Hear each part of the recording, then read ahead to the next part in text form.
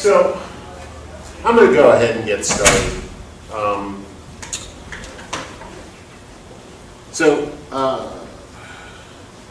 Elmer Masters, the Director of Technology for Cali. And I'm going to give you a little bit of a walk through our current website, which is almost a year old. But we launched after the conference last year, so I haven't really had a chance to talk about it a lot in public. I titled the Look It's Blue because we actually changed the colors. They were green and gold up until the 1st of June, and then we made them blue and gold. So.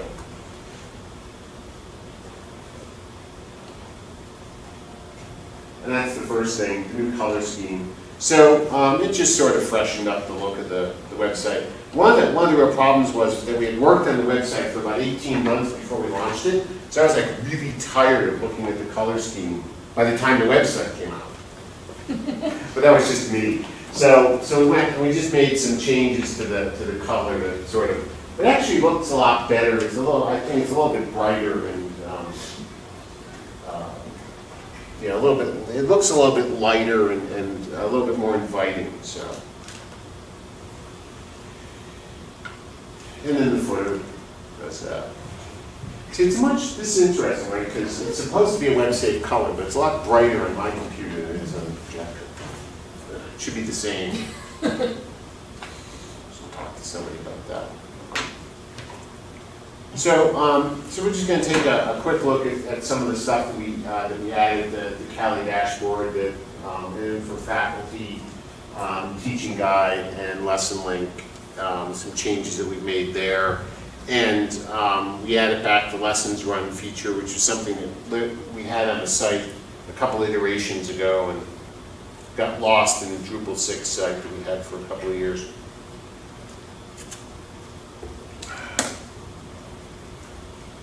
So let's see. The teaching guide. So we'll log in. Some of these things that we're going to take a look at are only... You did spell check on teaching, didn't you? Hmm? I think you missed a letter on teaching there. You missed a lot. I did. I did. Awesome. See, Hashtag teaching. I do the slides. I'm writing them in HTML in my text edit in my programming editor, which of course doesn't have spell check. Because usually, if I have to write, if I'm doing something that has like a big chunk of text in that's going to turn up on a web page or whatever, I usually like cut it out and put it into something with a spell checker. What editor do you use? What editor? Oh, Komodo IDE. They've got an outstanding one for the Mac called BB Edit. You might. Yeah. It's amazing. Yeah, it does have spell check. Yeah, Komodo Edit I think has spell check too, but one of the problems is that it doesn't drill down into the code like so well. So there you go. And nobody ever proofreads my slides anyway, so Obviously. I'll fix that later. So let's see, we're going to log in as a faculty member here.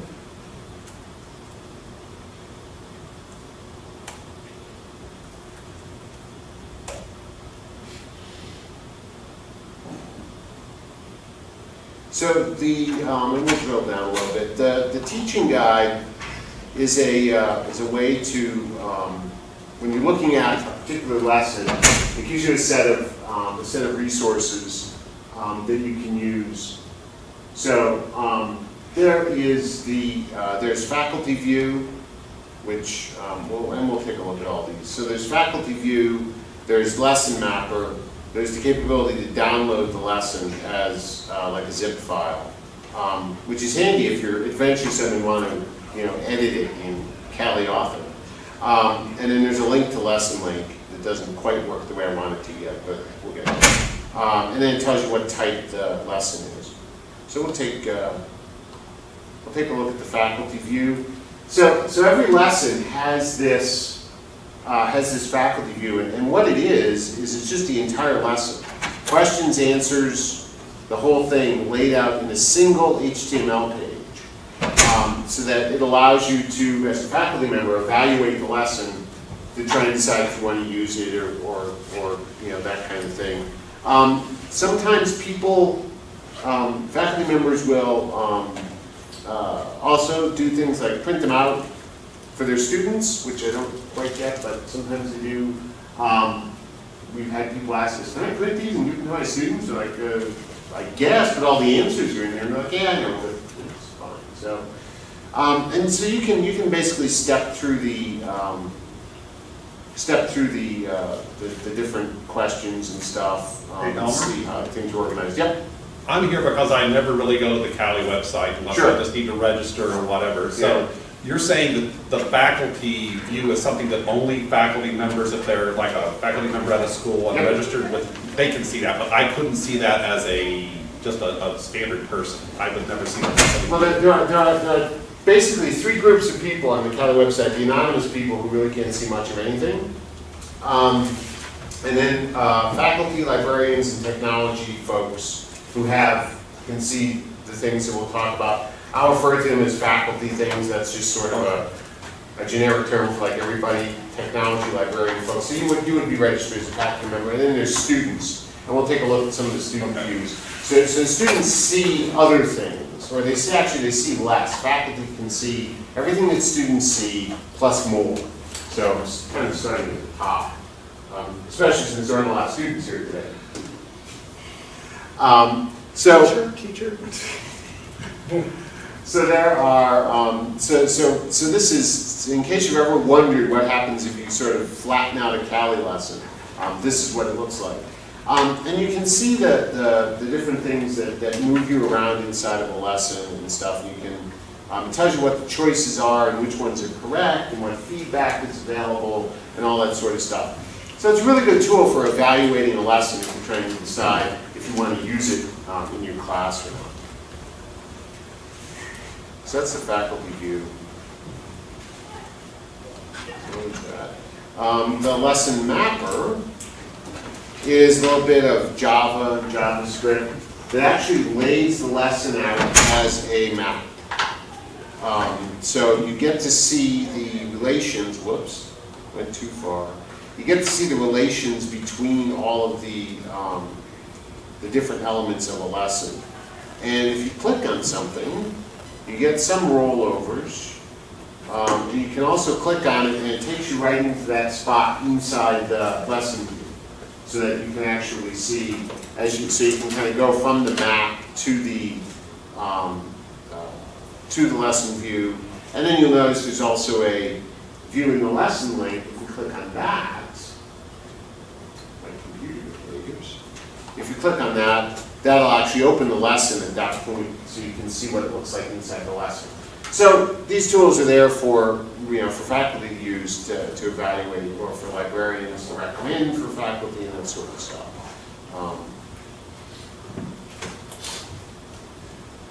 So let's see. The download link will actually download a zipped up Windows version of the lesson that you could, theoretically, you could run it locally. Or you can load it into Cali Author and edit it. Some people edit them and then you can auto-publish them back to the website. I'm not going to get into that too much because that's kind of complicated, but it's possible. And then there's a link out to lesson link. What this doesn't do is create a lesson. We'll take a look at lesson links some more. Eventually, when I fix this, when you click on this, this will create a lesson link for this lesson. Right now, you still have to kind of do that manually.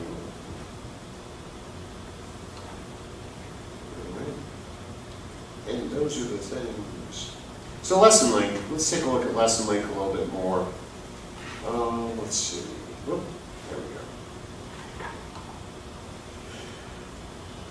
So if you want to, what Cali lesson link does, and that's something that comes up under the dashboard. So when you log in, you'll see your name and the dashboard link. And that gives you sort of a drop-down menu of other things that you can do. So Lesson Link is a way for faculty to create trackable URLs for lessons. So you can group them together, and you give the students the URL, and when they run the lesson using the special URL you gave them, you can see the work that they do. So that allows you to sort of get a report back You know, lets you know that they did the lesson, lets you see what the grades are, lets you see what questions they got right and wrong. Some faculty use it just as a way to simply know that students are running the lessons. Other faculty do take some time to look through the results to see if there's lesson or there, you know, maybe some things that students aren't getting. There's different ways to do it. We're working on making some of the reporting a little bit better on that. So the Create Lesson link page gives you a little bit of text, and then it's really just sort of a form to fill out. So we can do that. We'll call this Law 77. If you have a course website, you can add that in here. These have already rolled over for semester 2015. They sort of advance automatically. But you could, you know, if you want links that you use in the fall and you want to create them now, you know, you can select Fall 2015, and that'll set you up with links for the fall. And then we can pick a topic. So let's go with.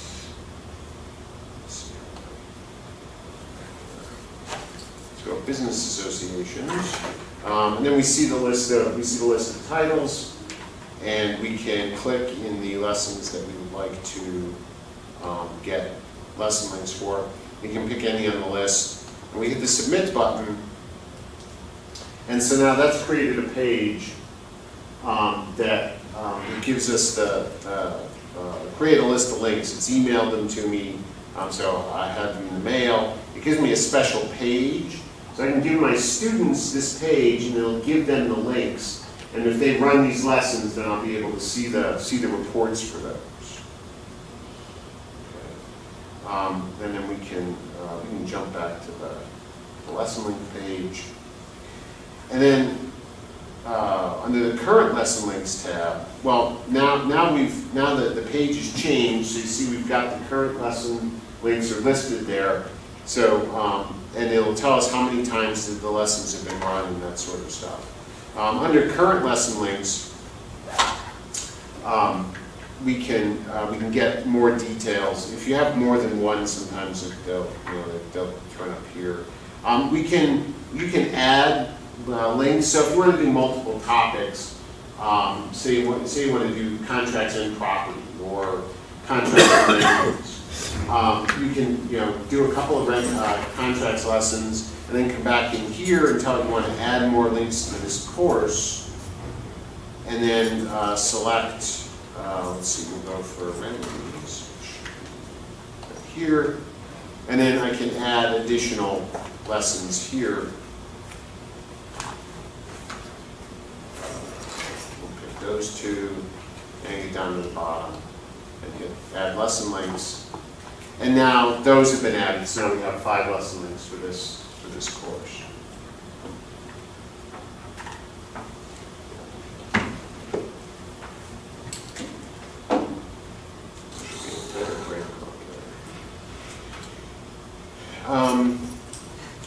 And then you can also see lesson links that have been set up for points in the past. So we actually have lesson links going all the way back to 2009 for this particular account. So, because we kind of keep everything, right? We don't throw anything away. We got the database keeps getting bigger, bigger, bigger, bigger. So that's that's it. Okay, who ran the lesson? Oh no, wait, that's from last spring. Sorry. So, well, this is actually good though, because then I don't have to actually go and run another lesson. So I can click on details here where I see one run. And it'll tell me the student, tell me, and then if there's a score saved, I can actually look at the details of the score. It tells me when the time there is East Coast time. For everybody who doesn't live in the East Coast, you need to remember that, so that if you're doing stuff like assigning stuff, if you're either Pepperdine or someplace in Texas, and you want to say, we want stuff done by midnight. Midnight for the server is midnight Eastern time. So it might report back. It's mentioned in somewhere in all this verbiage that, oh, it's right there. All times listed are Eastern in big bold letters. And everybody misses it, including me, but it's there. So that's lesson link. Questions? So if a student happens to run one of the lessons you created a link for, not using your link, but just the student's regular account, it would not show up, is that right? That's correct. It does not show up, yes. And there isn't any practical way for us to sort of link them like after the fact. Yeah. So that question does pop up. Yeah. Students need to, need to do that. And for the most part, we haven't had any issues with that. I mean, students, I know sometimes faculty complain about students not following directions and stuff, but they're usually pretty good about that. However, if you're teaching, first year property and you've got 110 students, one of them is not going to follow the instructions. But you probably already know that after the first couple of days of class. One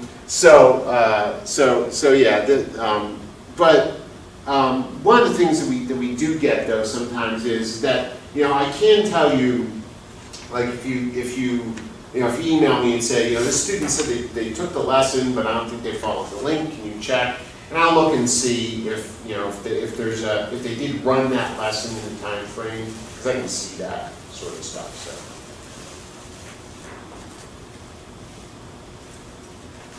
So that's the lesson link. Let's see, I think we'll next go out for student stuff. Sure, we'll take a look at the student-focused features. So some of these are these are things that sort of apply to faculty also, but students tend to use them more than faculty do. So we're gonna just jump into another session here, and we'll log in as a student.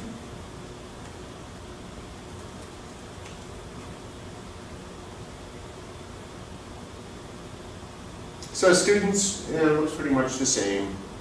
The dashboard list, though, is quite a bit shorter.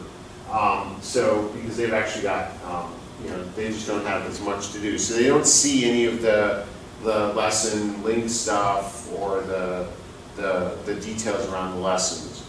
If they're taking a look at, if they're looking at a lesson page, so the first thing that pops up.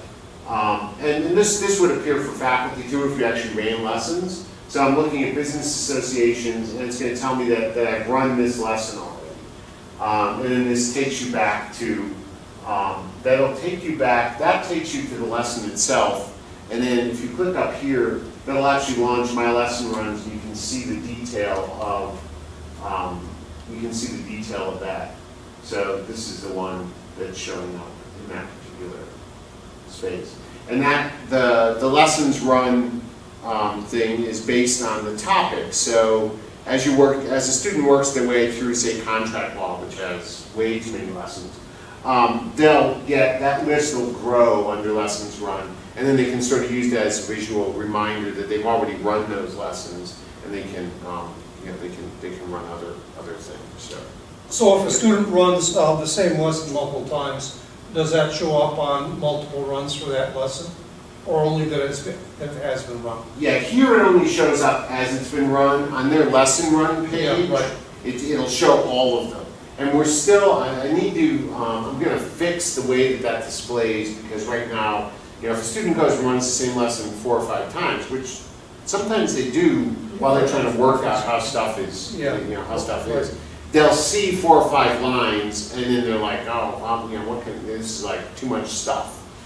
So I need to kind of collapse those together, and so that it only shows the title, and then you expand that down a bit, and make that a little bit easier to deal with. So if a student looks at a lesson, now you notice that the first thing off is that there's no, that teaching guide thing is not here. Because this is the student view. One thing that students do like to do is they do bookmark things. So we have bookmarks, and then what that does is that basically marks the lesson, and students can look at their the bookmark list, and they can take a look at at things here, and then you can remove that replies column because it's not relevant for this. So. And I need to fix it off. Some of it's still a little off. But students use this because they'll basically browse through the site and pick lessons that they want to run at some point, and they'll bookmark them, and then they can come back here, and then I'll take them back to the page. And then there's also the more like this box, which shows you what are we looking at, 5 lessons that are related to this lesson somehow. This is picked by the search engine, which is Apache Solr. And we've loaded all of the XML. The lessons are saved on the server as XML. We've loaded all the XML into the index, so the whole body of the lesson, like everything that you see on that lesson view page, is indexed. So what that does is that makes things like the more like this button stuff a little bit more relevant to sort of what you're kind of looking for. So so this is about winding up partnerships. So we see some other stuff about dissociation, dissolution, as well as some tax things that pop up here. We've heard from some students who like this. Some students, I've had the occasional email over the past year from people who want to know why a certain lesson doesn't show up here. To which case, I sort of don't know, because it's sort of a black box. It's just, it's just a thing that that just runs a little bit. And then the other thing for students is the lesson runs, which. So in this case, let's see, we don't have any that have scores saved, so they're kind of dull. They can resume a lesson. So this will pick up exactly where the student, where you left off, right? So when you're running a lesson, every time you advance a page, answer a question or go to the next page, whatever, it sends that information back to the server and it's saved. And so if you exit the lesson, it saves your location until you've marked the lesson complete. You can go back and always resume the lesson. And then that way, you can work through lessons in multiple steps. Some of the lessons are lengthy, right? So some of them are hard to do in a single setting. Let's just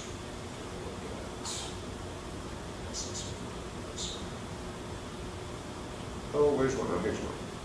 So when the student does a lesson and they've saved the score, this is it's a little bit old, but this basically shows them the questions that they got right and wrong.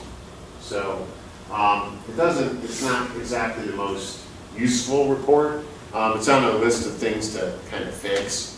And the other thing is we offer the ability to sort of get a little printout, right? So some faculty use this instead of lesson length. They'll just give the students the list of lessons and tell them to print the certificates and more trees die.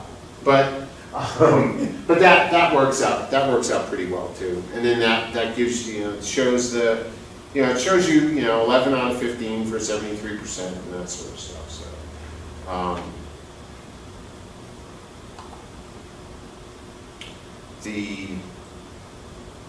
so there's that.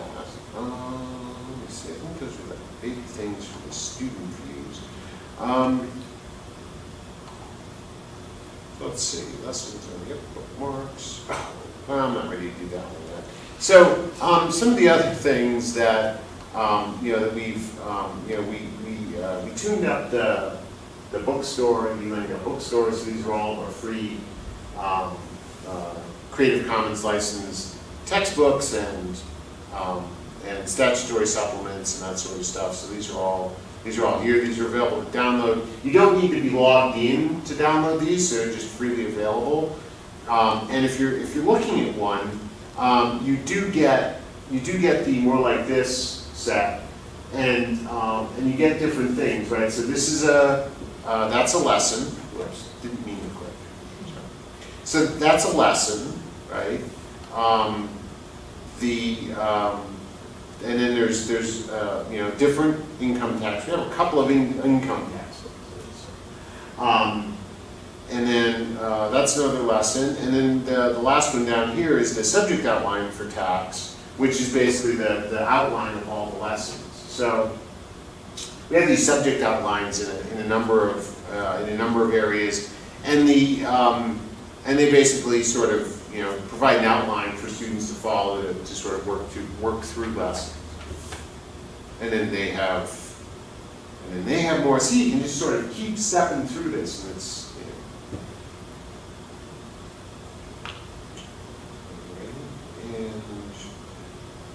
so let's see. Anybody have any questions? This is going a lot faster. There's no people in the room. So I guess most or all of the lessons have estimated runtime for the lessons, and they vary kind of substantially. Are those ever updated or changed? I mean, as an author, I found it at least a little bit tricky to estimate how long I thought the average student might actually take on the lesson. Yeah, those are sort of really subjective, and I think when lessons are revised, that's one of the points that's looked at in terms of whether or not those times need to be revised. I mean, a nice thing, which might be easy or hard to do, would have that number be inserted based upon actual behavior of students running lessons, and give a median or a mean of the real run times. Mm-hmm. Yeah, and we have that data. So the data exists then. Yeah, the data does exist. I mean, we can see when a student starts a lesson and then the very last time that they've used it. Now, the problem is that if they're using the resume button, that could be weeks. Okay. But the majority of lessons actually get sort of run at sort of a single run. I mean, we could go through and look for ones that don't have. And even that may have a few outliers for the student who leaves the thing running, goes to the fridge, gets a beer, relaxes a while, and comes back and finishes it. And we have like a lot of that sort of time data. And we could collect because and it's part of.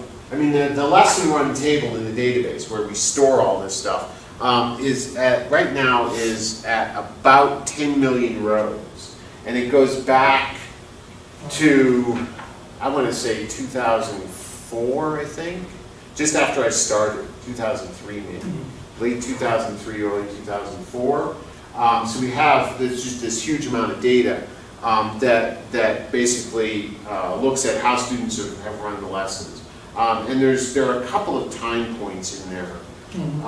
And that's actually, I hadn't actually thought about that before. That would be a good way to get a better estimate based on how students are actually running the lesson. I think that might be useful. I think so, yeah. I think you're right. And then we've had another suggestion about putting the number of times a lesson's been run, like in the last few months, on the page where the lesson is, also as part of that teaching guide. And I'm looking into doing that, and that'll be part of work I'm going to show you in a second, some dashboard stuff. So, because we don't really do reviews on the site of the lessons, right? So, and that's partly because it's, the people who run the lessons, like, first-year law students aren't really necessarily a good way to sort of review contracts lessons, right? They're learning contracts, and they're learning contracts from here, and they can tell us whether or not the lesson was helpful. So maybe this was helpful, this wasn't helpful, sort of thing would help. But actual reviews are a little bit iffy. And if you talk to Deb about the email that students send. Oh, I get those emails. Oh yeah, you get. Oh, that's right. Yeah, you see some of those. Yes. Some are quite useful, but that's a small fraction. Yes. Yeah. But the number of times the lessons run over the course of a semester is actually, that sort of says something about how it's used. We can also look inside the lesson results and see how many times lessons have been, how many times in a given lesson, for a given lesson, the questions have been answered correctly or not. We're still, sort of tinkering around with some of this data stuff. So, so here's the thing that, so this graph, so this is all going to get incorporated into the Drupal website in coming months, so that we can give people like sort of access to stuff. So this is the list of this is just a raw count of how many lesson runs there've been over the past 30 days, right? So you can see that pretty much law school exams and everything else ended by the 19th of May, right? So, and actually the few days before that, the numbers were even higher. So that we have these great spikes during the exam time.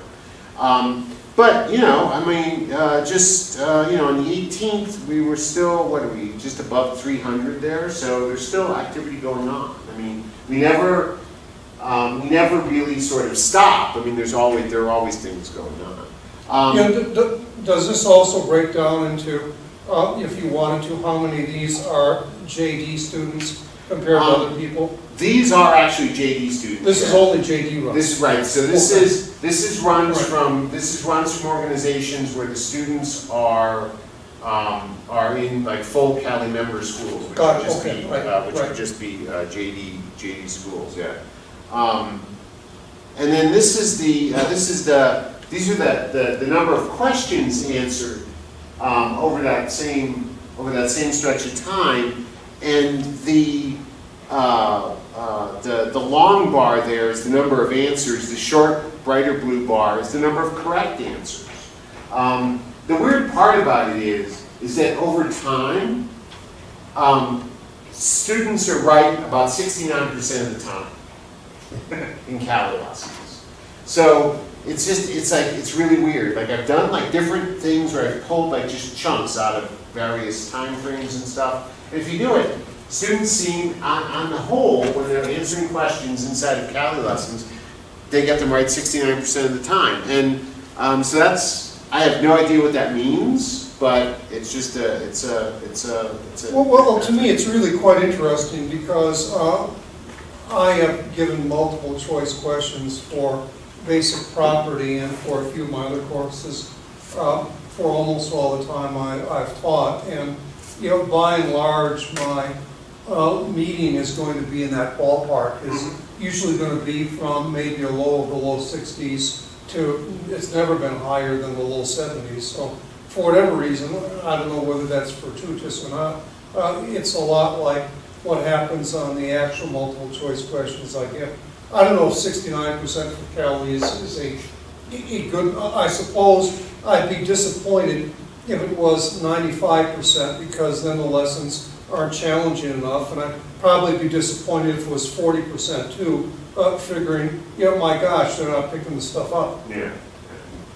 Yeah, we're hoping to be able to do more research on the data. Yeah, I'm surprised it's so stable.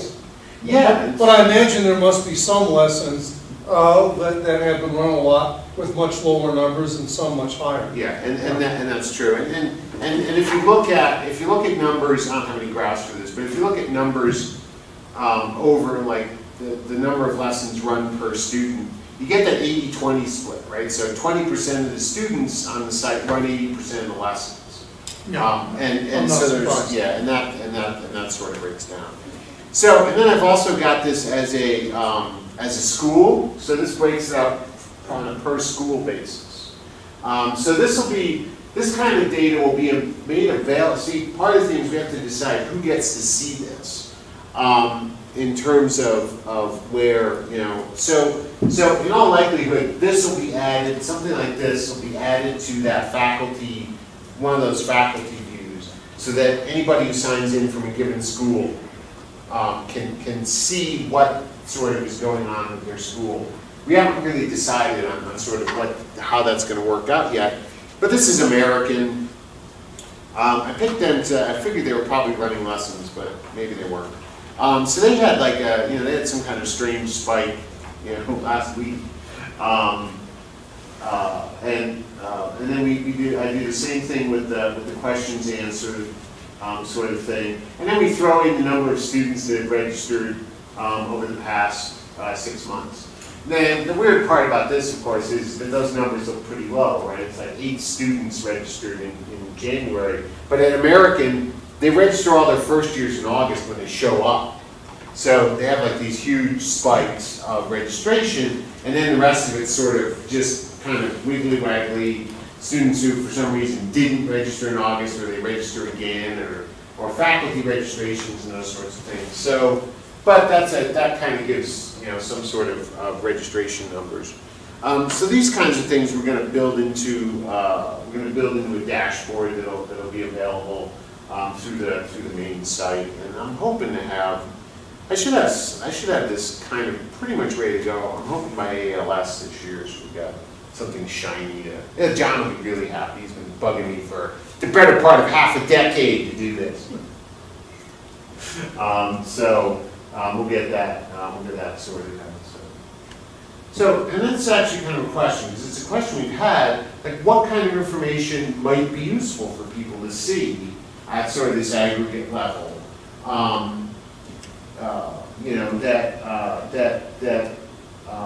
you know, that might be useful to schools. I mean, we get regular requests from some schools that want to know how many students are registered from their school and how many lessons they want. Those are sort of two things in sort of an aggregate for like the past semester or for the past academic year. You know, some schools like University of Illinois like pops in my head because we hear from them on a regular basis. They just want it as part of somehow or another. It's worked into some. There's always a librarian that asks for the information. It's worked into a library report someplace, and now it just goes.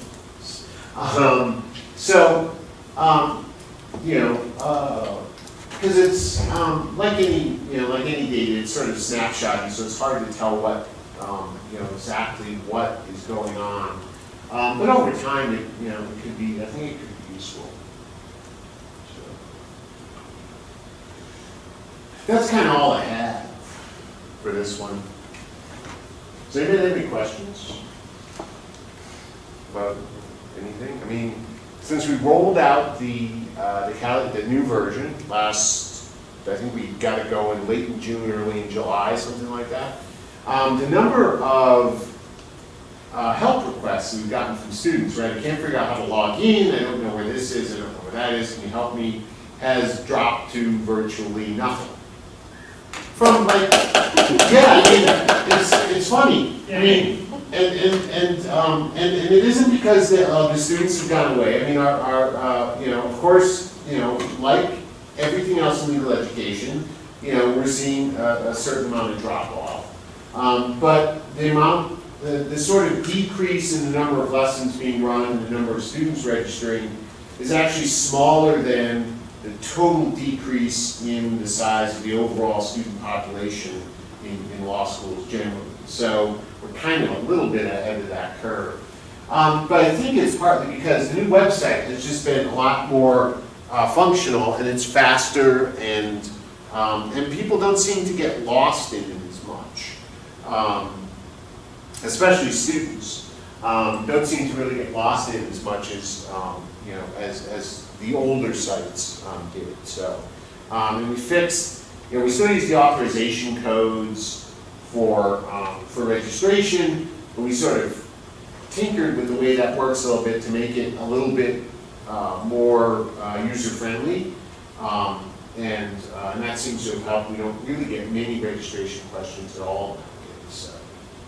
And after I put up a nice shiny ticket tracking system for the help desk, and there's no help desk class. So how long does a student registration last? Assuming they register about when they begin as a 1L? We typically, well, it's theoretically for the length of their law school career. We see very low traffic sort of after they graduate anyway, and so the accounts are sort of in a dormant state. We haven't actually, we don't actually remove the accounts.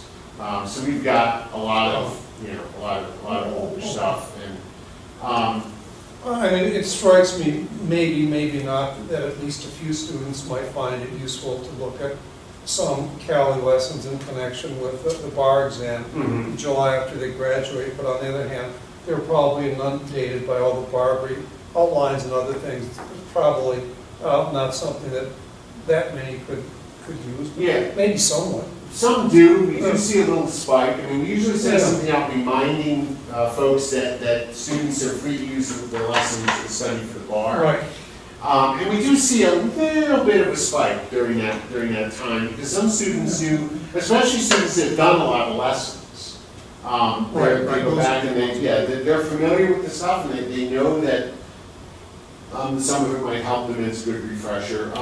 You know, and occasionally we'll get a note from somebody who's, you know, off in practice or something. They're like, you know, I had my Cali account when I was in law school, and, you know, I just, you know, joined a new firm, or we're looking at something that I'm not, you know, can I take a look at, you know, whatever lessons? You know, usually we charge them $250, and give us some money. I was going to say, I hope you're not going to say, Really say, say, sure, go ahead. Sure, We're go not gonna tell ahead. people they have to No, pay. usually at that point we do try to sell them into sort of the individual membership. But yeah, so generally the accounts are good for the life of a law student's, you know, career.